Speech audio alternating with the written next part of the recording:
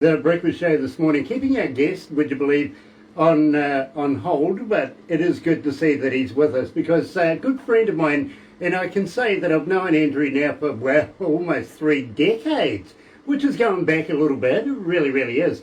Believe me, I remember the days of Area 51. You know, that's going back down the channels.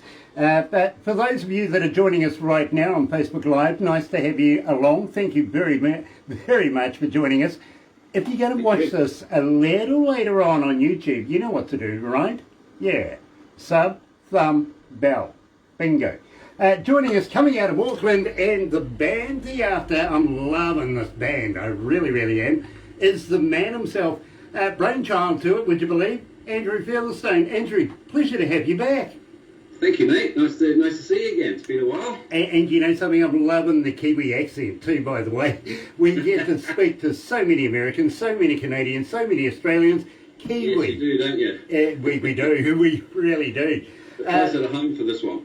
Well, you know, it's a pleasure because we don't get enough Kiwi artists to interview. I've got to be honest with you, so I'm making the most of it.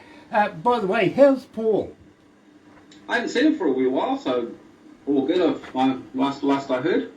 Yeah, now he is in The After. He's your drummer, isn't he? No, he's just on playing on that song. Oh, okay. But the drummer I've been working with lately and should be on the next tour is Sam Holden from Skinny Hobos. Very, very cool. So fantastic drummer. So yeah, I'm pretty blessed to be surrounded by lots of great musicians. So it's always nice.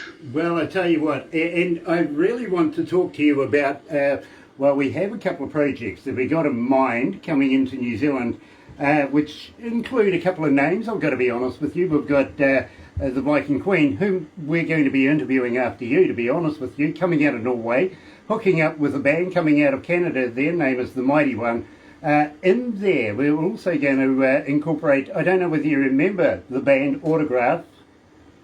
Yes, vaguely. I remember that name around quite a bit. Yeah, Turn Up the Radio used to be the big fave, if you know what I mean. Well, a good friend of mine out of that band, his name is Steve Lynch, the lead guitarist. He's going to be getting involved along with Dave Evans, first lead singer of AC/DC. You know what I mean? Yeah. So I was going to talk to you and say, how would you like The After to be able to be a part of this show? Would you be interested in getting on stage with these guys? Oh, absolutely. And The After will go before. Exactly. Yeah, mate. No, we'd love to. And then we'll have a night after, and after the night. Yeah, have the after party. Yeah, absolutely. Yeah, the green room will never be the same again, I can tell you that. But I tell you what, I'll send you a couple of videos of the Viking Queen and also of something that I challenged these guys to do. I introduced both bands, would you believe, and challenged them. You remember the Charleston? The Charleston? Yeah, Charleston. It was a dance with its own music. About 100 years ago, I was saying to these guys, you're not going to get done for copyright. Why not make a song together, both bands, put the Charleston in there as your hook? After about six hours and a lot of in between, they came to the conclusion they couldn't do it. They just couldn't bring themselves to do it, you know what I mean? So I gave them another challenge, and that was come up with a Christmas song. They knocked it out of the park. I'll send you the video. Nice. It is fantastic. Then you'll get to know what these guys are like. Top class. Absolutely top class bands, both bands. Awesome. But I'm here to talk about The After. You see, I'm that excited. I want to already start doing concerts with The After. I really do. How did the name come about? Well, it's sort of a bit of a journey. I mean, I kind of, been through the ringer with lots of different bands and lineups, as lots of us have, and wanted to just sort of build a project that was immune to the typical spontaneous combustion that seems to happen with bands. Oh shit, such and such can't make the tour, we're screwed, blah blah blah. Such and such is falling out with such and such. But it gets a bit tiring, so basically build a project where I'm just driving it forward, and if a lineup stays, then it'll become more of a coherent consistent long-term rider. If not, never mind. No momentum lost. So that was kind of where it came from. And so then I was playing around with names, and I, had a bit of a, Andrew Featherstone's team of eclectic rockers and all these sort of silly things, and then and I kind of like, after all the other stuff, after all that shit is the real stuff, It kind of had a bit of a feel like that to me about it, and so it just sort of morphed into the After. Well, I'm absolutely loving the name. Now, tell me about Clear to Me. It is clear to me that this is going to be a major hit here in New Zealand, I know that. But when we played this, literally it blew up the internet here at Galaxy. We've played it about 3-4 times now, and each time we get a huge reaction to it. Everybody wants to know who, what, when, where, how. So let's start with the Clear to Me. How did you come to the lyrics? It's actually, I wrote this song a long time ago. It's been, 20-something years probably, when my son was first born. And it's always been a bit of a favourite of people. You'd play a gig and people come, oh, it was great, man. Oh, I really like that song. And it's always been like that. So I played it with many different people over the years, and even released a previous version of it years ago. So what the story was, I was living in my recording rehearsal studios, Area 51 in New Lynn, West Auckland. And, I've been living and breathing music, like literally living there. And at the time, my partner, the mother of my children, was living there, and our first, her stepdaughter, and living there, and then she got pregnant, and my son was born, and we were literally living in the studio, and I had Battle of the Bands going on in multiple towns then. I think it wasn't internationally yet at the time, but a lot of different things going on in my life, and it was just overkill, really. It was just too many things, and having a baby didn't stop anything whatsoever. Even my ex-partner, my good lady of a mother, worked right up to a week before, and then again. So, but it was just all getting too much, and we had like 5 bands rehearsing at once per night. So one day we're let's just get the hell out of here. So I grabbed an acoustic, a 4-track recorder, cassette 4-track, drum machine. I think I took a bass and a bunch of little demo gear. Grabbed the baby. Mum jumped in the car and we just drove north with no plan. Didn't get that far. We got to like Whangaparoa, Red Beach it was, and by some, it's probably pre-internet, so I don't even know how I found it, but I found this little beach down by the ocean, this little house down by the ocean, near this little, and sat there sort of stressing out, and I turned my, it wasn't pre-cell phones, because I don't remember if there were cell phones happening. I turned my phone off, and I had my brother-in-law staying at the studio, looking after all the bands and letting everybody in and out. And so I turned it on once or twice a day. Oh, Jimmy and the Idiots have cancelled Tuesday night, and such and such a band can't make it, and all the PA's blown up in room 4, and blah, blah, blah, do this, do that, grab the PA from room 2, and tell the other guys to turn up at 7, blah, blah, blah. All right, turn my phone off.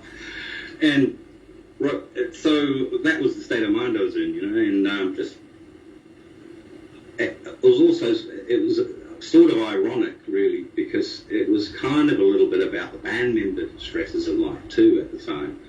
There was a lot of the usual, often when you get a band, you get 1 or 2, maybe 3 people that are totally enthusiastic and driven and let's go, anything and everything, and then you've got other guys that, like it for the fun of it and whatever, but they're not really up for it.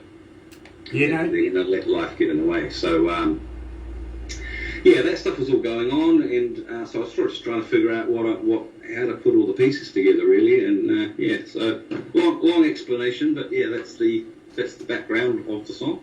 I absolutely love it. I really, really do. Got to give a shout out to the band members as well. Eddie Rayner on keyboards, of course, Tim Allen there on vocals, Brendan Thomas guitars and vocals as well, Ian Black on guitars and vocals, Paul Marshall, that's where I got it from, was Paul Marshall, he's on drums.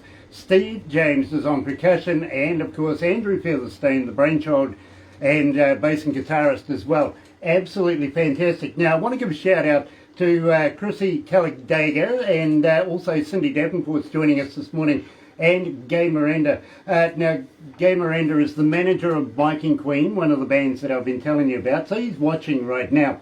So better do this without further ado, literally, and believe me, I better do this first. Galaxy 107fm.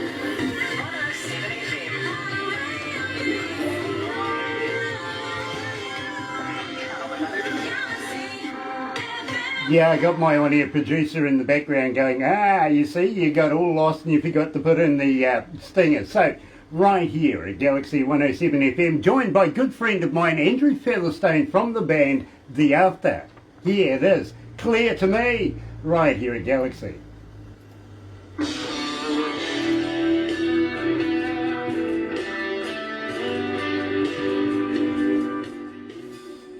Something is just attracting people with this song, right?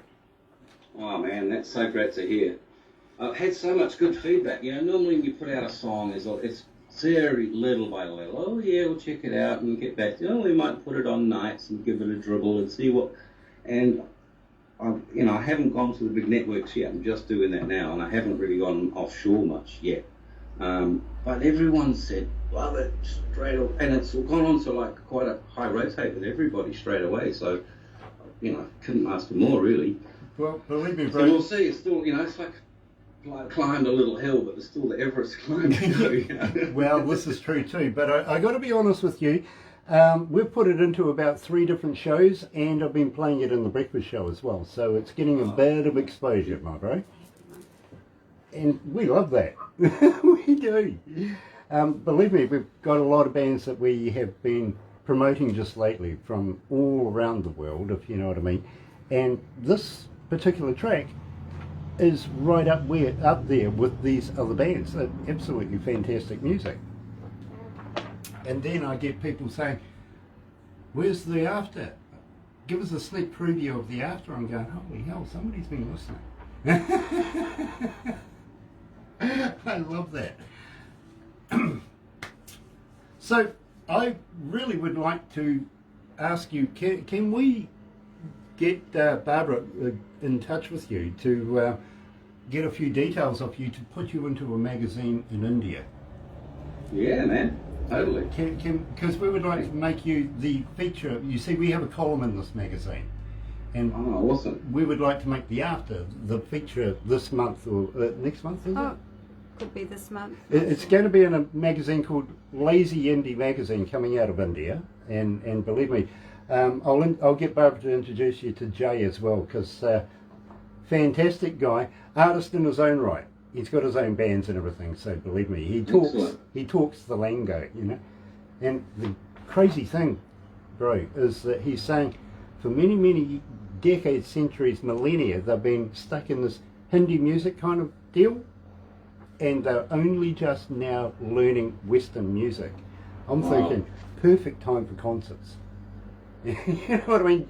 Just as finding out what Western music's about. Well, once we get after the COVID thing. Yeah, exactly. After all that shit, Exactly. Can't wait, man.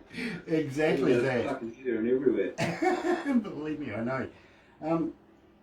How is it going for you up there in Auckland at the moment? Are you okay? Nobody? Yeah, man. I'm very confident in our response. It's fucking world class. We've written the rule book of how to fucking deal with it, and we get updated every day with every minute fucking detail. Case G, a 13-year-old girl, passed it to her schoolmate. They're both in a hotel already, and we've been checking cousins with fucking classmates, and everyone's had a fucking swab up their nose, and we're looking for that fucker now. You compare that with anywhere else, you can't even do that anywhere else because it's just riddled. No, exactly. So I'm in the city with an outbreak, but it's not, man. There's fucking 7 or 9 people locked up in a hotel. Yeah, and free food looked after nicely. Exactly. Let's go back to the desk, right? Hold on.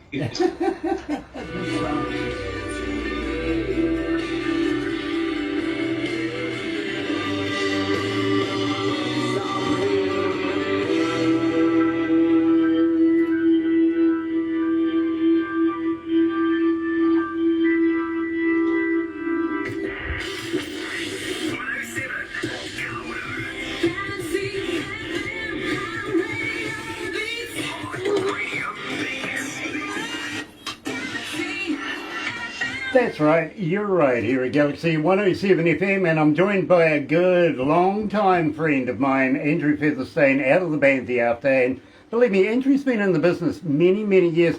When you mentioned Area 51, I remember driving down that driveway round the back, and through that. Yeah, there was a lot of fun those days, they really were. Used to get, if I remember right, it used to get swamped when it used to rain. Unfortunately, the building got completely washed away a few years ago. Fortunately for me, I was already out of there. But a good friend of mine, Josh Parbury, who's a drummer, a great musician from Auckland, he took over the building and he was in it. But luckily for him, he was actually moving out at the time too, so he got most of his stuff out. But he was in I think, the One News and the Herald and stuff. Because he had a rabbit. And he was running around the flooded building looking for his rabbit, and there was like a big round thing where the aircon vent used to be. It was gushing. It looked like a Poseidon movie. Bizarre, because it was the lowest building in the area, and Yeah, believe me. And we got a little bit of flooding, but nothing like that. Believe me, bro, I have fond memories of that building, I really do. Well, fun was had back in those days, and including, I still remember the Battle of the Bands deals and all of that sort of stuff back in the day as well. It was a lot of fun. Andrew, when are you going to be releasing new stuff? Will you come back again? Oh, most definitely. Quite a bit of stuff in the works, but it's going to be a wee while. I'm not kidding myself how long it's going to take to push one song to the peak that I guess you push it to the peak and make sure you've got a backup one, but, some people sort of think you should spit out something every few weeks, but I don't.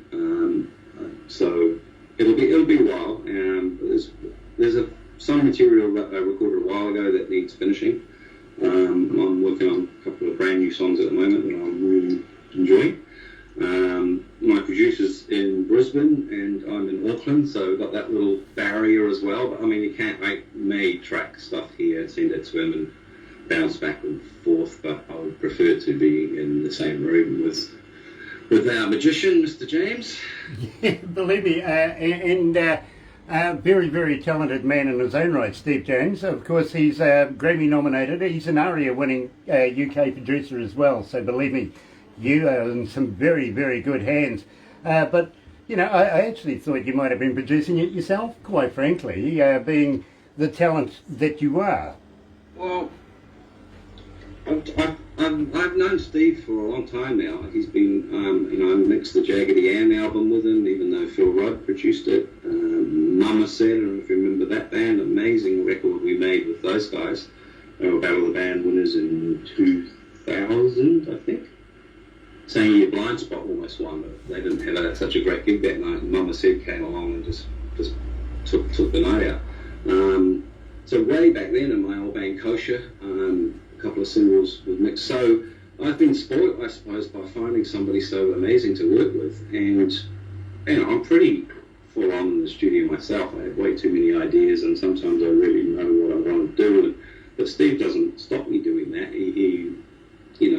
I just watched a really interesting interview last night with Tom Larkin talking about Letter and Geographica. And there was a little piece of the interview where he was talking about how Aaron and Steve were such a great creative duo. Added a whole another element to it, and I could so relate because he's such an amazing person to work with.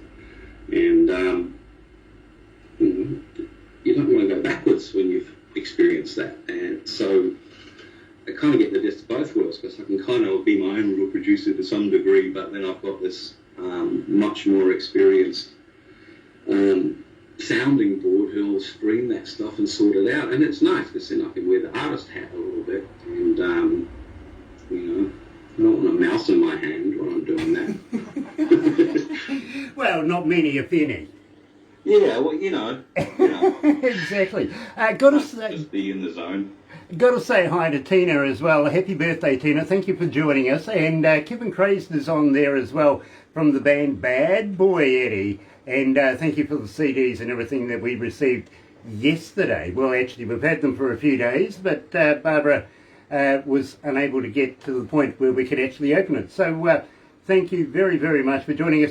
Andrew, we're going to have to move on very, very quickly, but Sure. thank you so much for joining us today. It's an absolute pleasure to catch up with you again. Yeah, likewise, man. Great to see you. Don't go anywhere just yet. I've got a couple of things I want to talk to you about, but right now, let's go back to the other studio. Here's Alison Krauss, and when you say nothing at all.